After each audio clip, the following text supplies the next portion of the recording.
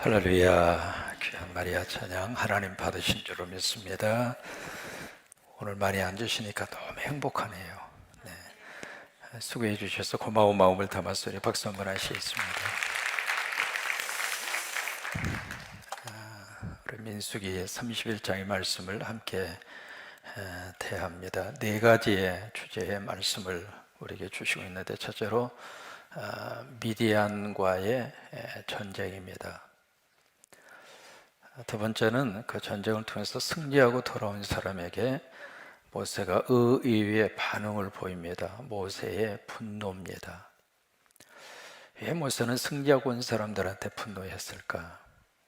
그 다음에 세 번째는 미디안과의 전쟁을 통해서 이렇게 빼앗은 전리품들을 분배하는 그 전리품 분배에 대한 내용입니다. 그 다음에 네 번째는 이 전쟁에 대한 결산을 쭉 해보니까 이쪽 이스라엘 진영에서 죽은 사람이 하나도 없는 거예요. 그래서 너무 감사해서 하나님 앞에 속죄의 감사를 드립니다.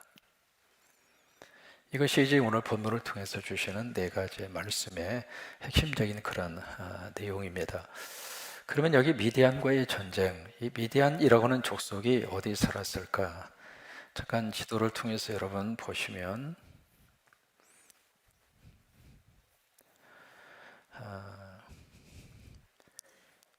무슨 지도인지 이제 아시죠? 뭐 설명 안 해도 저도 우리 성광교회 교인이라면 이게 여기는 뭐죠? 바로바로 나와야죠. 이제는 빵떡만 생각하지 마시고, 이쪽은 뭐죠? 여기는요? 생각하지 마시고 금방, 여기는 갈릴리, 그 다음에 여기는 나일강, 여기는 고센 땅, 여기는요 홍해입니다. 이 지도에 보시면 이제 홍해 바로 위쪽, 여기에 위치해져 있었던 나라가 미디안입니다. 지금으로 말하면 사우디아라비아, 거기를 미디안이 점령하고 살았어요. 그리고 바로 위에 사해 밑에가 있었던 나라가 에돔입니다. 그리고 사해를 중심으로 이쪽 부분에 또 아래에 틀고 살았던 족속이 모압이고요. 그 다음에 이쪽으로 올라가서 요단강 이쪽에 잡고 있었던 사람이 암몬입니다. 해보시죠. 미디안, 에돔, 모압, 암몬입니다. 그러면 미디안이라고 하는 족속은 어디에서 출발을 했을까? 여기서부터 우리가 좀 해답을 얻어야 합니다. 누구의 후손인가 미디안이? 이 미디안은 아브라함의 후손입니다. 아브라함이 몇 살을 사셨느냐면 175살을 삽니다. 오늘 설교 들으시는 여러분은 175살까지 꼭 사시기 바랍니다. 지금은요 상당히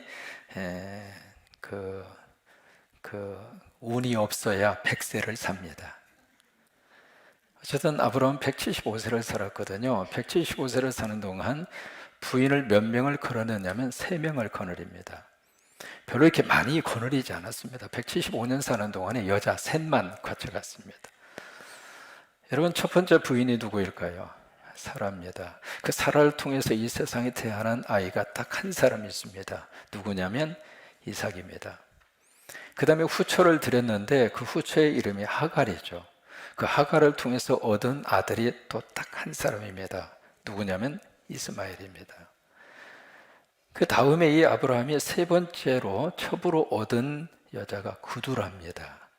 이 구두라라고 하는 이 첩을 얻게 됐는데, 그 세 번째 부인을 통해서는 자녀를 무려 6명을 낳습니다. 그러니까 마지막에 온 여자가 생산 능력이 상당히 좋았던 거죠. 그래서 이제 6명의 아이를 쭉 낳는데 그 중에 네 번째 아들이 미디안입니다. 그러니까 아브라함은 175세를 사는 동안에 자식을 8명을 낳은 거예요. 8명을 낳았는데 하나님께서 아브라함에게 뭐라고 말씀하시냐면, 너의 하나님께서 예정하시고 너의 후손으로 하나님이 너에게 준 자식은 누구라고 그랬어요? 이삭입니다.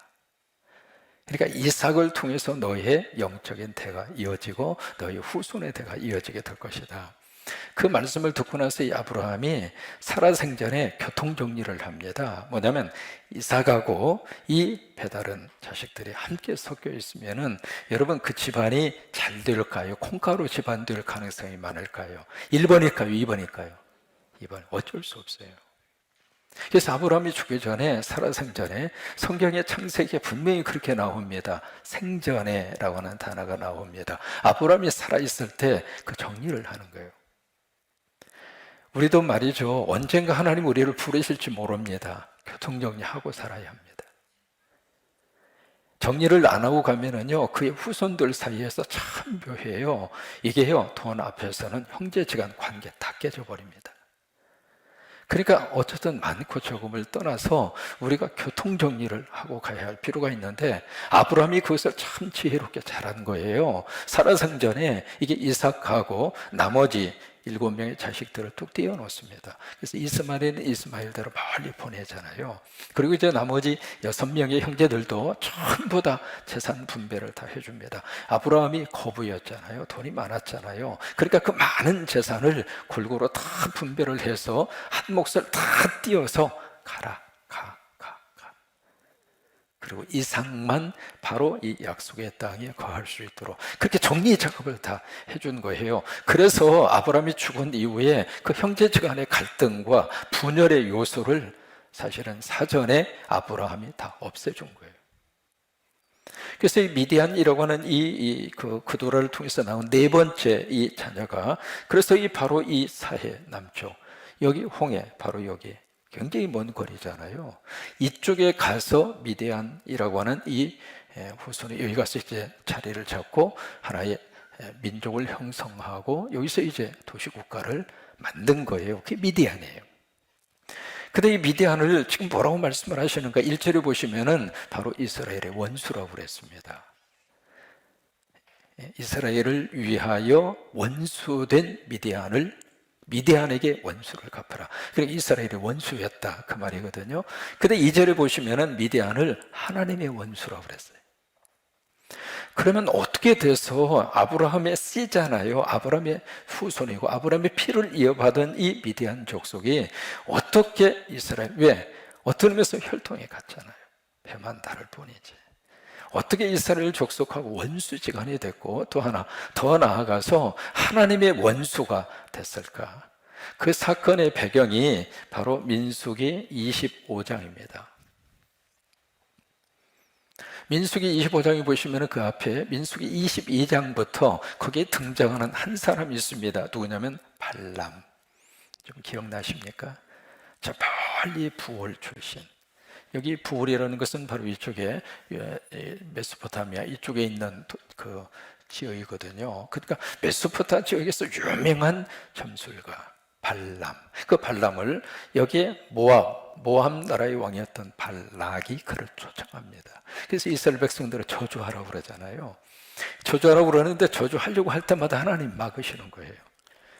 이번에 문고리 신방을 통해서 여러분 가정에 하나님께서 다 여러분들의 문지방을 지켜주셔서 출입문을 지켜주셔서 나쁜 것은 다 하나님 막아주시고 다 지나가게 하시고, 여러분 이번에 문고리 신방이 우리 성광교회 모든 성도들에게 축복이 될 것입니다. 거의 한 1,400가정 정도 되는데 이번에 한 가정도 빠짐없이 최선을 다해서 모든 가정을 전부 문고리 신방을 다 할 겁니다. 여러분 그런 것처럼 이게 발람이 막 저주를 하려고 해도 하나님이 막으시는 거예요. 야 이놈아 저주하기만 해봐라 이놈아 그냥. 그러면서 하나님이 발람을 통해서 예수 백성들을 축복을 하게 하고, 그런 사건이 민수기 22장부터 쭉 그렇게 기록이 되어 있어요. 근데 그 발람이라고 하는 사람의 영향력이 얼마나 깊숙하게 배어져 있었는가, 오늘 사건까지 연관이 됩니다. 그래서 25장에서 무슨 일이 발생을 하느냐면 그 유명한 시딤 사건이 있어요. 한번 기억을 좀 더듬으시기를 바랍니다. 그 시딤 사건이 있었는데 이게 모압 여자와 이스라엘 백성들 사이에서 음행이 일어납니다. 막 음행이 일어나면서 이 모압 여인들이 자기들이 섬기는 우상, 자기들이 섬기는 신에 이스라엘 남자들을 초청을 해요. 그러니까 남자들이 코악해가지고 그쪽으로 다 가서 모압 여인들이 섬기는 신을 다 섬기고 우상 숭배를 하고. 따라서 하세요. 남자는 여자를 잘 만나야 한다.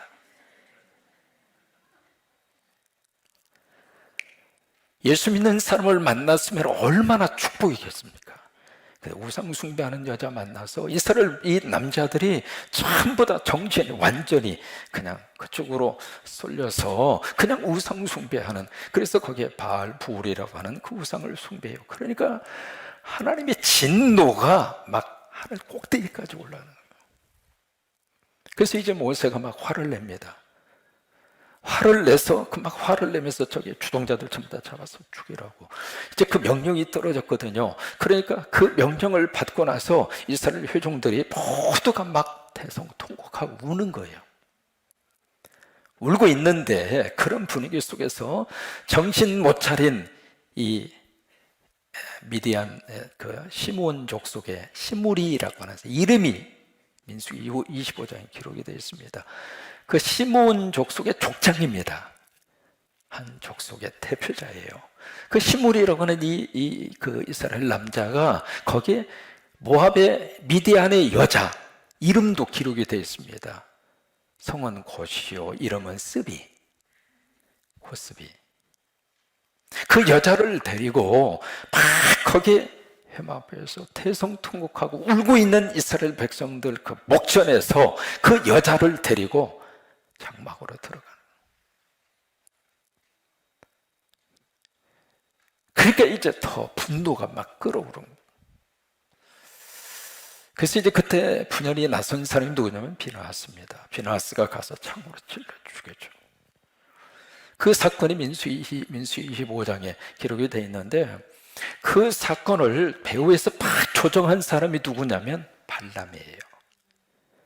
발람이 아무리 해도 이 이스라엘 백성들을 향한 축복권을 빼앗을 수가 없거든요. 성령이 함께 하시고 성령이 여러분들을 도와주시면 여러분들 하나님께서 복 주십니다. 마귀와 사탄이 아무리 그것을 빼앗아 가려고 해도 하나님이 막으면 하나님의 백성들을 향한 그 축복을 빼앗을 수 있는 방법이 없어요. 근데 이 발람이 무슨 생각을 쓰는가? 미인계를 쓰는 거예요. 그래서 이 미디안 여자들이 아주 예뻤습니다. 아마 우리 성광교회 여성분들하고 똑같은 수준. 그러니까 그 예쁜 그 여성들을 동원을 해서 바로 이스라엘의 남자들의 정신을, 혼을 완전히 빼버린 거죠. 그래서 그 유명한 음행 사건이 일어나게 된 거예요. 그 음행 사건이 바로 미디안 이 족속을 통해서 이스라엘 백성들에게 그렇게 음행 사건을 자행을 한, 원인 제공을 한 족속이 미디안 족속이거든요. 그래서 하나님은 저 미디안은 나의 원수이기도 하고 너희들의 원수다. 그러니까 갚아라. 왜? 가나안 땅 들어가기 전에 정리하라 그 말이에요. 음행의 사건을 그대로 가지고 가나안 땅 들어가면 그때부터 성적인 문란함은 생각할 수 없을 정도로 분물처럼 터질 것이다. 그러니 가나안 땅 들어가기 전에 해결해라. 그래서 미디안과의 전쟁을 선포한 거예요. 그렇게 해서 이제 몇 명이 가느냐면 여기 이제 1000분의 1이 갑니다. 4절에 보시면. 그래서 전쟁을 치러 가는데 소수의 인원 12,000명만 가요. 왜 작은 인원수가 갔을까? 그 싸움은 누구 싸움이에요? 하나님 싸움이에요. 사람 숫자로 하는 싸움이 아니고 하나님이 앞장서시는 싸움이에요. 그래서 그들이 전쟁에 갈 때 두 가지를 가지고 가라고 그래요. 첫째는 성소의 기구를 가지고 가라. 두 번째는 신호나팔을 가지고 가라. 그 두 가지 것을 들고 가라고 그랬거든요. 그러면 성소의 기구가 무엇일까? 등대일까? 아니면 분향단일까? 아니면 떡상일까? 뭘까? 아무튼 성소의 기구예요. 그 성소의 기구와 신호나팔이라고 하는 것은 무엇을 상징하느냐면 하나님이 함께 하신다고 하는 걸 상징하는 거예요. 여러분, 교회는 하나님의 임재의 상징입니다. 우리가 성광교회, 아버지의 집에 온다. 여기는 하나님의 임재의 현장입니다. 그런 것처럼 전쟁터에 갈 때 무기 들고 가지 말고 하나님 임재를 상징하는 성수의 기구를 가지고 가고 나팔을 가지고 가라. 그렇게 해서 이제 가서 이렇게 싸우는데, 하나님이 함께하는 싸움, 이겼을까요? 졌을까요? 이겼죠. 그래서 승리를 한 거예요. 승리를 해서 거기 있는 위대한 남자들을 다 죽입니다. 다 죽이고, 그리고 나서 여기 승리의 그 쾌감을 가지고, 전리품을 가지고 돌아오는 거예요. 근데 그 전리품 가운데 누가 있었느냐면 여자가 있었고 아이가 있었습니다. 그리고 양과 소, 할 것 없이 엄청난 전리품을 가지고 이렇게 왔거든요. 왔는데 13절에 보시면은 모세가 막 그들에게 화를 냅니다. 왜 화를 냈을까? 그 전리품 가운데 지금 누구를 살려주었느냐면 여자를 살려줬습니다. 왜 여자를 살려줬느냐면, 특히 여기 여자는 둘로 구별이 되거든요. 남자와 관계를 한 여자를 왜 살려주었느냐? 남자하고 관계하지 않는 여자는 죽이라고 안 했습니다. 왜 이 여자들을 왜 죽이지 않았느냐? 왜 그렇게 화를 냈을까? 이게요, 하나의 문제의 씨앗이 될 가능성이 많은 거예요. 그래서 그 싹싹을 없애라, 그 말이에요. 여러분, 누룩이 조금이라도 있으면 누룩이 어떻게 가만히 있습니까? 자기의 영향을 미치잖아요. 그래서 가나안 땅 들어가기 전에 철저하게 정리할 것을 정리하고, 없앨 것을 없애고, 자를 것을 자르고, 그리고 가나안 땅 들어가라, 그 말이에요. 그래서 모세가 그렇게 분노한 거예요. 그 다음에 이제 상당히 긴 분량을 통해서 이 전리품 분배가 쭉 이루어집니다. 이 분배가 이루어지는데, 첫째는 이 전리품 가운데 누구에게 바치느냐면 하나님에게 바쳐요. 두 번째, 이 전리품은 누가 가져가는가? 참전한 사람들, 이 전쟁에 참여한 사람들 있잖아요. 고대 전쟁이라고 하는 것은 어느 나라든지 마찬가지였습니다. 전리품을 빼앗으면 그 전쟁에 참여한 군인이 자기 거예요. 그러니까 죽을 듯 산듯 모르고 가서 전쟁한 거예요. 막 빼앗으면, 그래서 그냥 이쁜 여자도 있으면 빨리 빼앗아서 자기가 데리고 살라고 목숨 걸고 가서 이렇게 싸운 거예요. 그래서 전리품을 거의 대부분 그 전쟁에 참여한 군인들에게 다 줬습니다. 그래서 이 전쟁에 참여한 사람의 몫이 있었고, 또 하나, 세 번째, 전쟁에 참여하지 않은 사람들, 전쟁에 참여하지 않았지만 그래도 그들에게도 전리품을 쭉 그렇게 나누어 줍니다. 나누어 주는데 그 내용이 굉장히 자세하게 되어 있습니다. 몇 프로를 주어라, 몇 프로를 주어라, 그런 식으로 아주 자세하게 그렇게 기록을 하고 있어요. 왜 그랬을까? 두 가지 이유 때문에 그렇습니다. 첫째로 이 사건이 역사적 사건이다. 역사적 사건이기 때문에 이게 자세하게 기록할 수 있는 거예요. 그래서 이것은 역사적인 하나의 팩트다. 그 의미에서 쭉 이것을 기록을 하고, 두 번째는 이 모든 전리품에 대한 내력을 공개하는 거예요. 뭐든지 투명하게 공개하면 부정이 없어요. 왜 부정이 생길까? 공개 안 하니까 그래. 우리가 지금 장로 피택을 놓고 기도하잖아요. 여러분 꼭 기도하셔서, 지난번에 다 나누어 드렸죠? 1차적인 우리 후보자로 보시고 5분을 꼭 표시해 가지고 오세요. 그렇다고 옆에 있는 사람한테 정답이 뭐예요?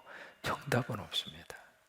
성령님 여러분들의 마음에 감동을 주시는 대로 그렇게 해서 5분을 기도 가운데 이미 정해 가지고 오세요. 그래서 가지고 오셔서 우리 투표하실 때 그걸 놓고 이렇게 표시를 하세요. 아무 생각 없이 오셔가지고 누굴 찍어야 돼요 해가지고 막 그렇게 하지 마시고 일주일 동안 충분히 기도하셔서, 그렇게 해서 우리가 하나님이 기뻐하는 일꾼을 5분을 꼭 피팅하도록. 우리 교회 현실 여러분 말씀드렸잖아요. 금년에 이제 장로님 한 분이 은퇴하십니다. 2년 후에 또 한 번 은퇴하시고, 3년 후에 한 번 은퇴하시고, 2, 3년 내에 3분이 은퇴를 하십니다. 그 다음에 저하고 같이 앞뒤권이 아니면 같은 해에 은퇴하시는 장로님이 4분입니다. 그러면 지금 10분의 장로님 가운데 제가 은퇴하면서 남아있는 장로님은 딱 3분입니다. 3분 가운데 한 분은 1년 후에 은퇴하십니다. 제가 은퇴하고 나서는 이 교회에 계속해서 시무를 하실 장로님이 현실적으로 딱 2분입니다.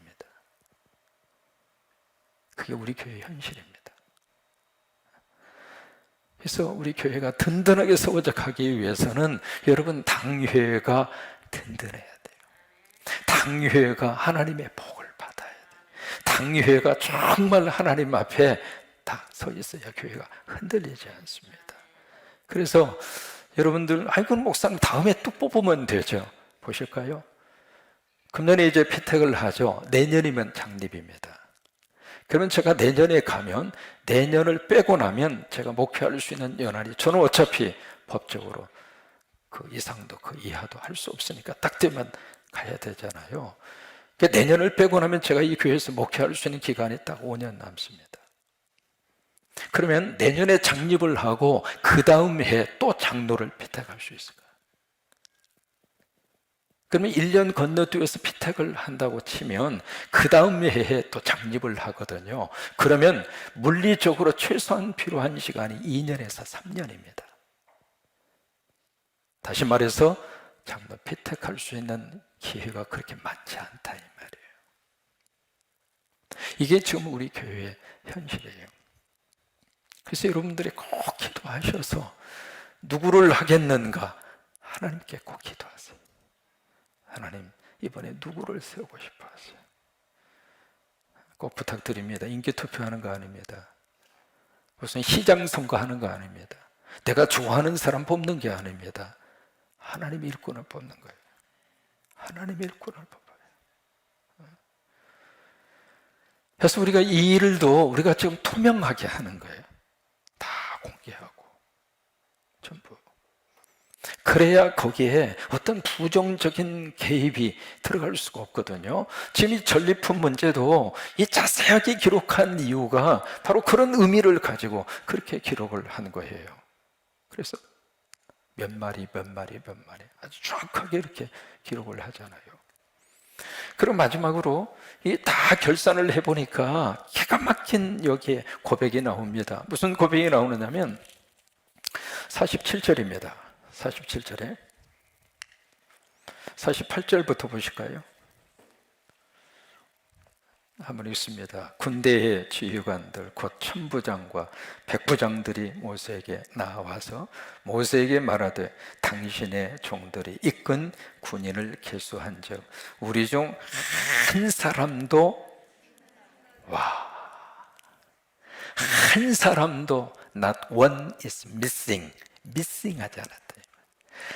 한 사람도 충나지 않았다고 하는. 여러분, 이게 얼마나 큰 하나님의 축복입니까?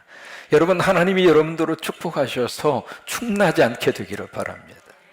한 사람도 한 가지도 충나지 않고, 이게 너무 감사했던 거예요. 왜냐하면 지금 애굽에서 나와서요, 전쟁다운 전쟁이 최초의 전쟁입니다. 그 전쟁에서, 이 미디안과의 전투에서 이스라엘 백성들이 어떻게 한 사람도 미싱하지 않고 사라지지 않고 그대로 있도록, 그게 너무 감사했던 거예요. 감사해서 그 다음에 이 사람들이 뭘 하느냐면 50절입니다.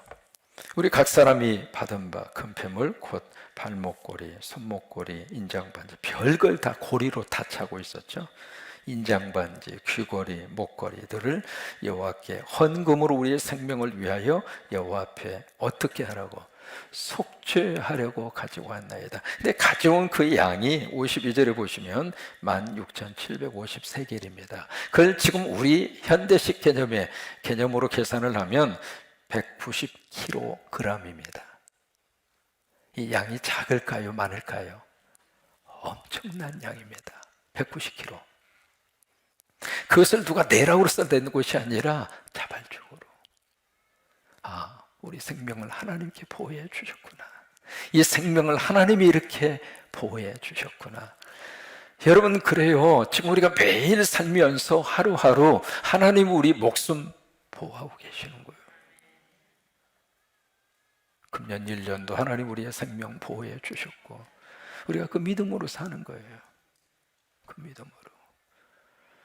그러니까 전쟁터에서 전쟁을 하고 돌아와서 이 사실이 그들에게는 너무 감사해서 그냥 마음에서 우러나와서, 하나님 감사합니다. 이 목숨 지켜주셔서, 이 생명 지켜주셔서 감사합니다. 그래서 속죄 감사제로 190kg에 이르는 그 엄청난 양을 하나님 앞에 이렇게 바쳐드리는 그것을 오늘 민수기 31장에서 우리에게 말씀으로 주시고 있습니다. 정리합니다. 왜 하나님은 미디안 이 족속을 나의 원수이면서 너의 원수라고 했는가? 미디안 족속이 발람과 함께 짝짝꿍이 돼서 범죄하게 만든 거예요. 여러분, 우리를 죄짓게 하는 사람은 하나님의 원수입니다. 나의 원수이기도 하고 하나님의 원수예요. 그 다음에 이 전쟁에서 불씨를 살려놓은 그 사건 때문에, 그 일 때문에 모세는 아주 분노합니다.